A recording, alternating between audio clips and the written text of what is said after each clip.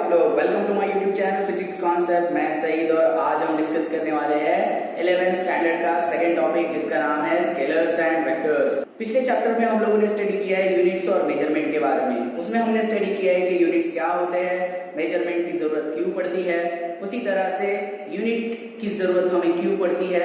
Okay, unit को हम लोगों ने डिफाइन किया, डिफरेंट सिस्टम्स ऑफ यूनिट हम लोगों ने देखे। एसआई सिस्टम क्या होता है, एमकेएस सिस्टम क्या होता है, सीजीएस सिस्टम क्या होता है, एफपीएस सिस्टम क्या होता है, फंडामेंटल क्वांटिटीज क्या होते हैं, डिराइव्ड क्वांटिटीज क्या होते हैं, डायमेंशंस क्या होते हैं, डायमेंशन एनालिसिस क्या होते हैं, डायमेंशन इक्वेशन क्या होता है, ये सारी चीजें जो है हम लोग पिछले लेक्चर में डिस्कस कर चुके हैं। ओके, तो अगर आप लोगों ने मेरा पिछला लेक्चर नहीं देखा होगा या पिछले चैप्टर को आपने नहीं देखा होगा तो प्लीज जाकर प्लेलिस्ट में आप देख लीजिए, मैंने पहले चैप्टर पे वीडियोस बना रखे हैं। ओके, तो आज का जो हमारा टॉपिक है वो है स्केलर और वेक्टर का। तो स्केलर और वेक्टर की जरूरत क्या होती है, okay, why we need a scalar and vector. तो सबसे पहले अगर मैं बताऊं आप लोगों को, तो हम लोगों ने फिजिकल क्वांटिटीज पढ़े हैं फर्स्ट चैप्टर में। क्या होती है physical quantities? Any quantity which can be measured by any means. किसी भी तरह से अगर किसी क्वांटिटी को मेजर किया जा रहा है तो उसे हम लोग क्या कह सकते हैं, फिजिकल क्वांटिटी कहते हैं। पर सारे फिजिकल क्वांटिटीज को एक तरह से एक्सप्लेन नहीं किया जा सकता है। जैसे कुछ फिजिकल क्वांटिटीज ऐसे होते हैं जिन्हें पूरे तरह से एक्सप्लेन करने के लिए सिर्फ और सिर्फ उनके मैग्नीट्यूड की जरूरत होती है, मतलब सिर्फ उनके वैल्यू की जरूरत होती है। फॉर एग्जाम्पल देखिए, अगर आपकी मम्मी ने आपको एक काम कहा है, क्या आपको दुकान से जाकर 1 किलो शक्कर ले आनी है। कितनी? 1 किलो आपको शक्कर लानी है। आप दुकान पर गए और आपने दुकान वाले को बोला कि आप मुझे 1 किलो शक्कर चाहिए, तो क्या वो आदमी समझ जाएगा? बिल्कुल समझ जाएगा। लेकिन अगर आप उसमें से 1 किलो को निकाल देंगे, 1 kg को अगर आप निकाल देते हो और आप दुकान पर जाके खड़े होते हो और बोलते हो मुझे शक्कर चाहिए, क्या दुकानदार आपकी बात समझेगा? नहीं समझेगा, क्योंकि जो क्वांटिटी उसमें होनी चाहिए वो क्वांटिटी नहीं है। मतलब मास को एक्सप्लेन करने के लिए आपको उसकी मैग्नीट्यूड बतानी होगी, उसकी वैल्यू बतानी होगी। तो इसका मतलब ये है कि जब तक आप उसकी वैल्यू नहीं बताओगे ये चीज कंप्लीट स्टेटमेंट नहीं होगी, यानी पूरे तरह से डिस्क्राइब नहीं होगी। इस तरह की जो फिजिकल क्वांटिटीज है जिन्हें डिस्क्राइब करने के लिए सिर्फ और सिर्फ उनके मैग्नीट्यूड यानी वैल्यू की जरूरत होती है, उनको कहते हैं हम लोग स्केलर क्वांटिटी। ओके, तो स्केलर क्वांटिटी क्या होती है? तो scalar quantity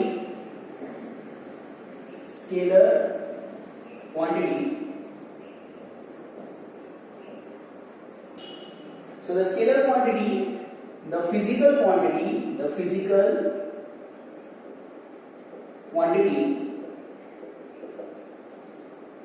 which can be completely described by its magnitude।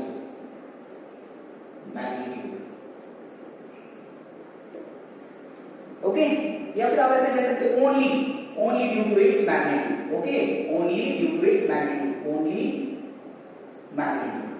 Okay, यानी ऐसी फिजिकल क्वांटिटीज ढूंढिए जिनको एक्सप्लेन करने के लिए या फिर उनको डिस्क्राइब करने के लिए सिर्फ उनकी मैग्नीट्यूड को बताना होता है, उन्हें हम लोग कहेंगे स्केलर क्वांटिटी। क्या आपको याद आ रही है ऐसी कोई फिजिकल क्वांटिटी? बिल्कुल, बहुत सारी है। एक सबसे पहले तो हम लोगों ने डिस्कस कर लिया, जैसे कि मास एक स्केलर क्वांटिटी है या नहीं है? ओके, डेंसिटी है या नहीं है? बिल्कुल है। Okay, work, right, height, okay, ऐसे बहुत सारे क्वांटिटीज आपके आसपास होंगे, आप ऑब्जर्व कीजिए और उनको कैटेगराइज कीजिए। तो सबसे पहले अगर हम बात करें मास की, तो मास एक स्केलर क्वांटिटी है, वर्क भी एक स्केलर क्वांटिटी है, हाइट स्केलर क्वांटिटी है। जब हम बात करते हैं कोई काम किया है, तो काम किया तो भाई मैंने इतना काम किया है। ओके, आप ऐसा बोलते हो मैंने इतना काम नॉर्थ डायरेक्शन से किया, इतना काम बैठकर किया, इतना काम खड़ा रह के किया। No need to show the direction. इसका मतलब ये है कि वर्क को एक्सप्लेन करने के लिए आपको सिर्फ और सिर्फ उसकी मैग्नीट्यूड की जरूरत है, उसकी वैल्यू की जरूरत है, and that's why the work done as a scalar quantity. Okay, लेकिन सारे फिजिकल क्वांटिटीज ऐसे नहीं होते, नॉट ऑल। ओके, जैसे फॉर एग्जाम्पल अगर मान लीजिए मुझे एक मान लीजिए मेरे पास एक ये ऑब्जेक्ट है और मुझे कहा गया है कि अभी इसके ऊपर फोर्स लगाना है आपको। सो अगर मुझे इसके ऊपर फोर्स लगाना है तो मेरे मन में दो सवाल आ जाते हैं। कौन से दो सवाल आते हैं? सबसे पहला सवाल मेरे मन में आएगा कि कितना फोर्स मैं इसको लगाऊं, बराबर है, कितना फोर्स मुझे लगाना है, कितना, और किस डायरेक्शन में लगाना है, in which direction I have to apply the force on that object. Okay, इसका मतलब मेरे मन में दो सवाल आ रहे हैं, तो ये दो सवाल जब तक कंप्लीट नहीं होंगी ये स्टेटमेंट कंप्लीट ही नहीं होगी। मतलब मान लीजिए अगर मैं यहां पर बता देता हूं आपको, ये देखिए ये एक ऑब्जेक्ट है, मुझे कहा गया इसके ऊपर फोर्स लगाओ, तो फोर्स लगाना है तो कितना फोर्स लगाना है, राइट, ये भी तो पता होना चाहिए कि भाई मुझे 10 न्यूटन फोर्स लगाना चाहिए या 20 न्यूटन फोर्स लगाना चाहिए या 50 न्यूटन फोर्स लगाना चाहिए। मतलब मेरे पास मैग्नीट्यूड होना चाहिए, पहली बात। दूसरी बात, किस डायरेक्शन में लगाना चाहिए, नॉर्थ डायरेक्शन में लगाना चाहिए, साउथ डायरेक्शन में लगाना चाहिए, जो भी है हमें डायरेक्शन भी पता होना चाहिए।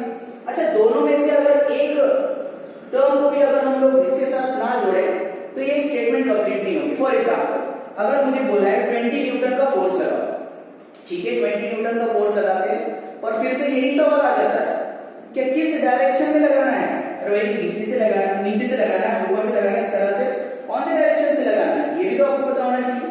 और अगर मान लीजिए आपको बोला जाए कि नॉर्थ डायरेक्शन से फोर्स लगाना है, नॉर्थ डायरेक्शन से, फिर से सवाल वही आ जाता है क्या, नॉर्थ डायरेक्शन से फोर्स लगाना है, लेकिन कितना लगाना है। इसका मतलब ये है कि फोर्स इस क्वांटिटी को पूरे तरह से डिस्क्राइब करने के लिए मुझे वैल्यू भी बताना पड़ेगी और मुझे उसकी डायरेक्शन भी बताना पड़ेगी।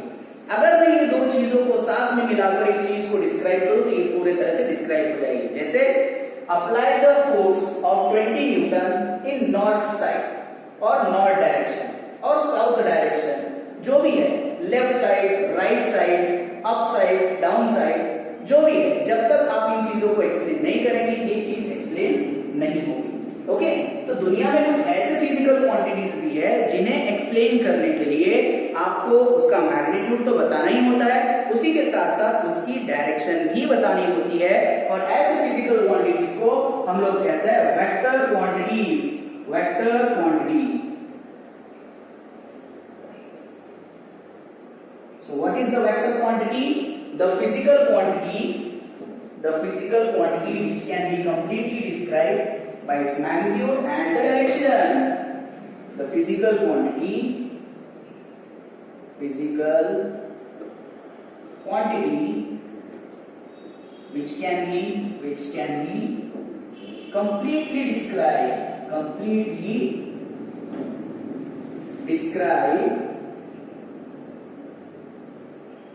by its magnitude as well as direction। Okay, तो ऐसे जो फिजिकल क्वांटिटीज आपको नेचर में देखने को मिलेंगे इनको कहेंगे हम वेक्टर क्वांटिटी। एग्जांपल ले लेते हैं, क्या है एग्जांपल? पहला एग्जांपल आ गया हमारा फोर्स एक वेक्टर क्वांटिटी होती है, वेलोसिटी एक वेक्टर क्वांटिटी होती है, एक्सेलरेशन एक वेक्टर क्वांटिटी होती है, ओके, टॉर्क एक वेक्टर क्वांटिटी होती है। ये टॉर्क वगैरह जो है ये हम नेक्स्ट आगे पढ़ने वाले हैं, so don't worry about that. Okay, और बहुत सारे वेक्टर क्वांटिटी होते हैं, राइट, ये हम लोग आगे चलेंगे। जैसे जैसे हम लोग आगे बढ़ेंगे, जैसे जैसे हम फिजिक्स के कॉन्सेप्ट को समझते जाएंगे, फिजिकल क्वांटिटी हमारे सामने आते जाएंगे, फिर हम उसको कैटेगराइज करते जाएंगे कि हाँ ये स्केलर क्वांटिटी है और ये वेक्टर क्वांटिटी है। So I hope you understand that what is meant by the scalar quantity and the vector quantity. Okay. Now अब हम लोग देखेंगे क्या वेक्टर्स को किस तरह से रिप्रेजेंट किया जाता है। नोटेशन भी तो पता होना चाहिए, right? So representation of the vectors, representation of vectors. So vectors को दो तरह से रिप्रेजेंट किया जा सकता है, एक आप ग्राफिकली से रिप्रेजेंट कर सकते हो या फिर सिंबॉलिकली भी इसे रिप्रेजेंट कर सकते हो। जैसे कि अगर ग्राफिकली की बात करें, graphical representation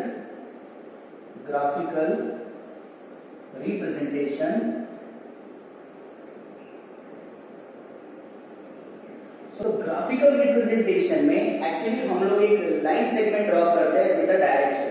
for example the displacement of particle is from point P to point Q, Okay, so this can be represented as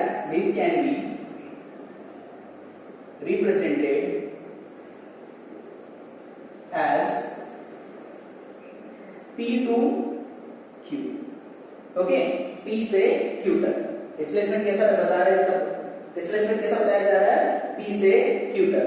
okay, या फिर आप डायरेक्टली इसको अगर हम लोग नोटेशन में बताना चाहे या फिर सिंबॉलिकली बताना चाहे तो we can say that symbolically representation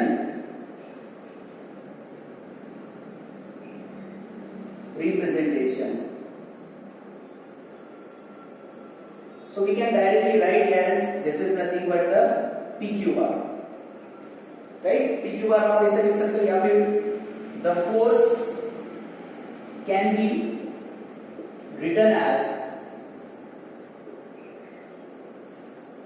F vector, right? इसमें आपको कोई और क्वांटिटी ले सकते हो, जैसे वेलोसिटी वेक्टर को कैसे लिखेंगे, velocity vector that is v बार, इसको मैं v बार कहता हूं, राइट? आप v वेक्टर भी इसको कह सकते हैं. जिसमें एक और बात याद रखना है आप लोगों को कि जो एरो की डायरेक्शन होती है, राइट, एरो एक तरह का सिर्फ नोटेशन है.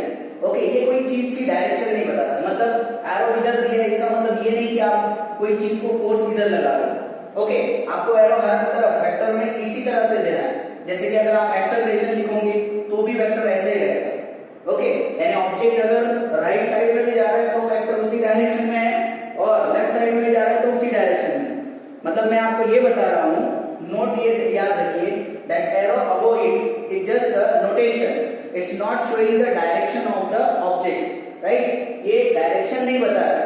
ओके, जैसे मैं अगर फोर्स कह रहा हूं, force is acting on the north side, तो नॉर्थ साइड इसका मतलब आपको ऐसा नहीं लिखना है, इसे एफ यहां पर ऐसा ऊपर है, so this is wrong. Okay, तो ये एक सिर्फ नोटेशन है. तो आप क्या कर सकते हैं, किसी भी वेक्टर क्वांटिटी के ऊपर एक एरो लगा सकते हो, वो एक तरह का नोटेशन है. Okay, it's not a direction of that object. Okay, तो इस तरह से हम लोग क्या कर सकते हैं, रिप्रेजेंटेशन कर सकते हैं वेक्टर का, ग्राफिकली रिप्रेजेंटेशन कर सकते हैं, और हम लोग सिंबॉलिकली भी इसे रिप्रेजेंट कर सकते हैं. तो ज्यादातर के सिंबॉलिकली होता है, हम लोग ज्यादातर के सिंबल को ही यूज करते हैं. इसलिए हर बार जब हम फोर्स की क्वांटिटी लिखेंगे तो m बार लिखेंगे, एक्सेलरेशन की क्वांटिटी लिखेंगे तो a बार लिखेंगे, वेलोसिटी की क्वांटिटी लिखेंगे तो v बार लिखेंगे. तो इस तरह से जो है बेसिकली इस तरह से वेक्टर्स को रिप्रेजेंट किया जाता है. ओके, चलो आगे बढ़ते हैं और टाइप्स ऑफ द वेक्टर्स देख लेते हैं कि कितने types. So there are different types of the vectors are present, right? So कुछ वेक्टर्स हम लोग डिस्कस कर लेंगे. जैसे कि सबसे पहले मैं यूज करूंगा यहाँ पर जीरो वेक्टर. ओके, यहाँ पर मैं ले रहा हूँ टाइप्स ऑफ वेक्टर्स. ओके, तो जीरो वेक्टर, इसी को हम कहते हैं नल वेक्टर. क्या कहते हैं इसको? Null vector. पानी वाला नल नहीं है. ओके, तो नल वेक्टर कहते हैं. जीरो वेक्टर या नल वेक्टर. जीरो वेक्टर या नल वेक्टर मतलब क्या? The vector whose magnitude is equal to zero is called as a zero vector और null vector. The vector whose magnitude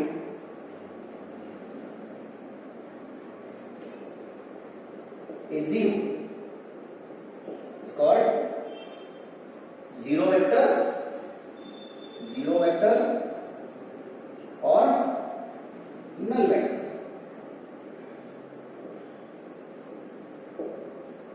okay, अब आप सोच रहे होंगे सर जीरो वेक्टर का मैग्नीट्यूड जीरो है तो इसकी जरूरत क्या है और इसका एक एग्जांपल क्या है.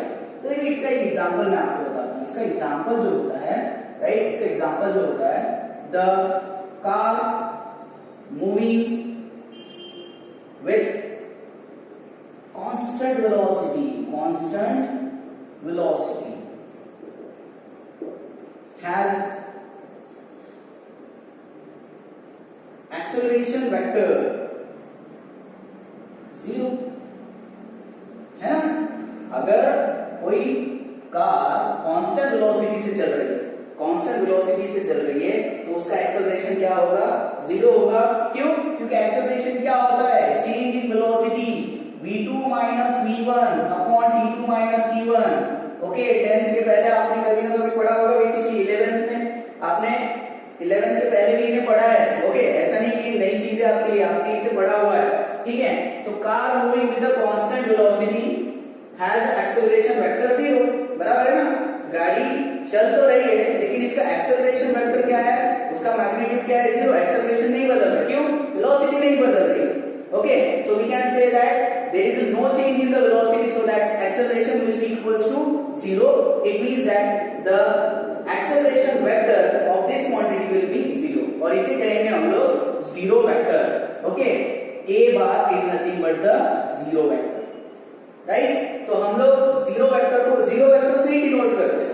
It is denoted by, okay, notation देख लो, इट इज डिनोटेड बाय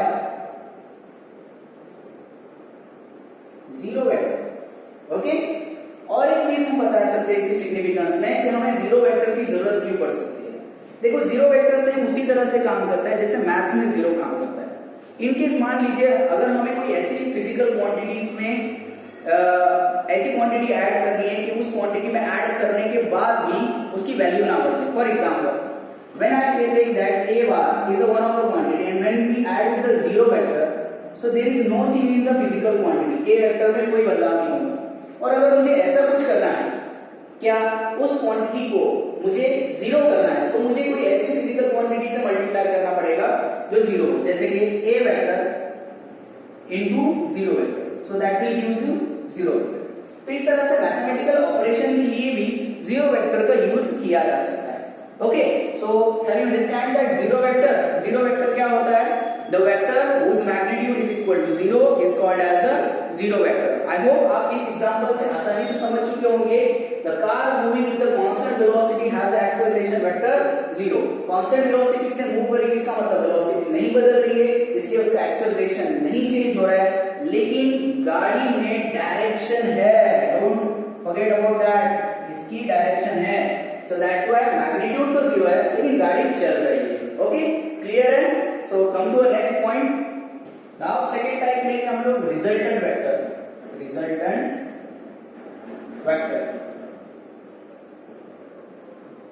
इसको most of the R bar से डिनोट किया जाता है।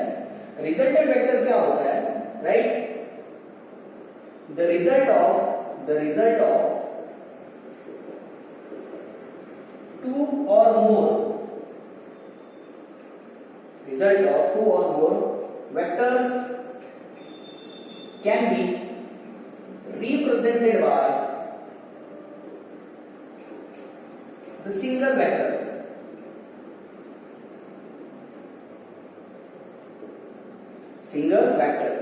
whose value is equal to the that two or more vectors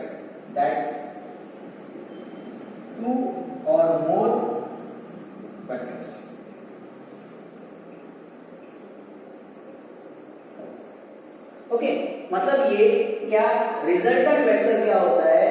दो या दो से ज्यादा वेक्टर्स का क्या होता है, एक सिंगल वेक्टर हम बना लेते हैं। ओके, तो उसे हम लोग कहेंगे resultant vector, right? Come to next point, that is nothing but the negative vector. Negative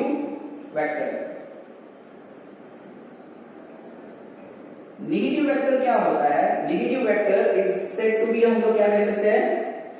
The vector is said to be negative. The vector is said to be negative when the magnitude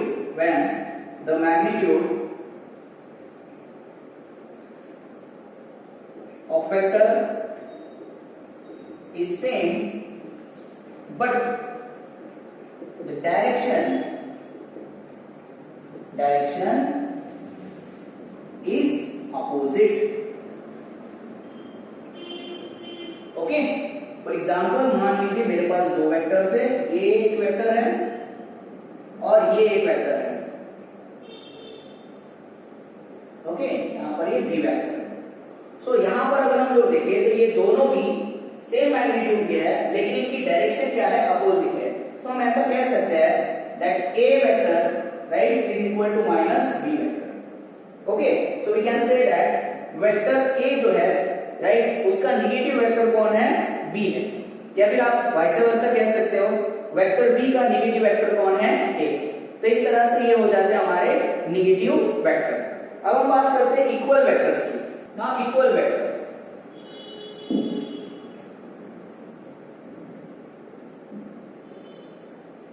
the vectors are said to be equal when the magnitude and the direction both are equal, are called as a equal vector. The vectors are said to be equal when magnitude and direction of vector are same. Okay, so इस तरह से हम बता सकते हैं। ये बहुत सारे वेक्टर्स में ड्रॉ कर रहा हूं यहाँ पर, ये सारे के सारे इक्वल वेक्टर आप बता सकते हो। ये ऐसे सिंपल ले लेते हैं। तो ये सारे के सारे इक्वल वेक्टर्स हैं। इसको हम ए वेक्टर कहेंगे, इसको हम बी वेक्टर कहेंगे, इसको हम सी वेक्टर कहेंगे। So A vector is equal to B vector is equal to C vector. Okay, तो ये हो गए हमारे equal vector. Okay, now next to unit vector. एक पॉइंट लेंगे, unit vector.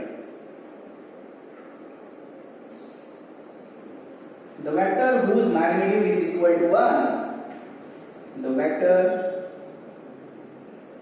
whose magnitude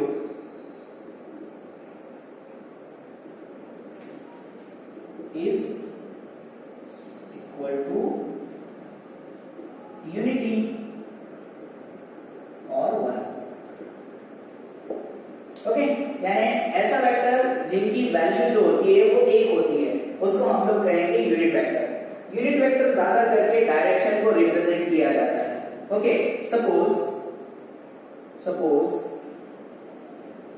P is the non-zero vector, then the unit vector of P is, तो इसको हम लोग रिप्रेजेंट करेंगे u कैप से। That will be given by p bar upon mod of p bar।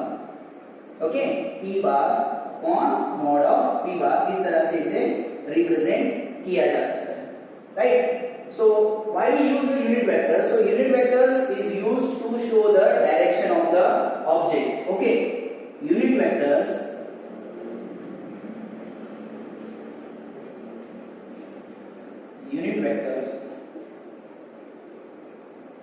are used to show the direction। Okay, for example अगर मान लीजिए हम लोग कहेंगे let i cap, j cap and k cap are the unit vectors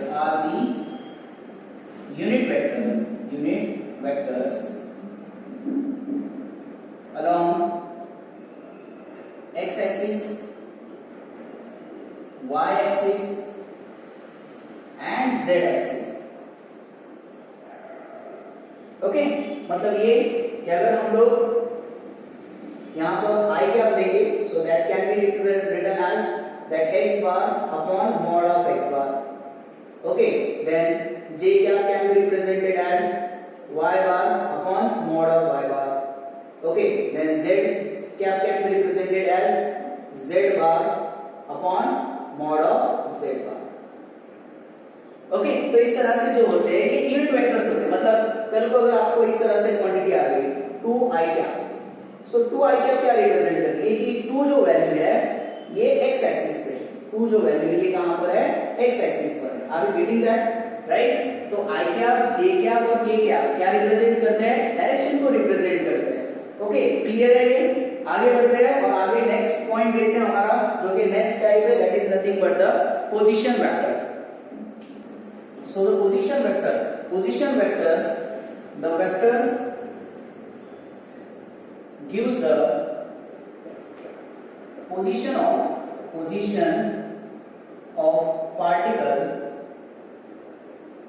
of particle at a given point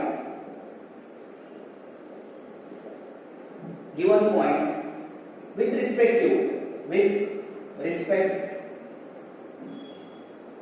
to origin of the given system of coordinate.